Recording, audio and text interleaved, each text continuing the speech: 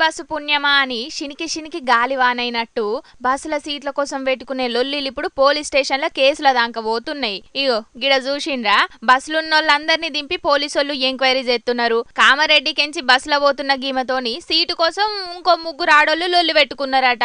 ఇక ముగ్గురు కలిసి గీమె మీద దాడి కూడా చేసిండ్రట.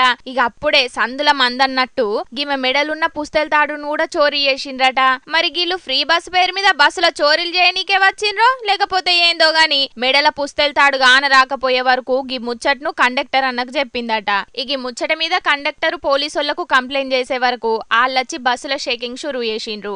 పోలీసోళ్ళు బస్సును దేవులాడుతుంటే ఇక ఎట్లయినా దొరికే తట్టే ఉన్నామని చోరీ చేసిన గొలుసును బస్సుల వారేసి ఆడికెంచి పరారైండ్రట. చూసింది కదా పబ్లిక్ దొంగలు ఎట్లా మోపైనరో. సీట్ల పేరు మీద లొల్లిలు పెట్టుకునే కాకుండా సొమ్ములను కూడా స్కెచ్ చేసి దోసుకపోతున్నారట. గీ తీరుగా బస్సులలో తిరిగే పబ్లిక్ జర పైలం మరి.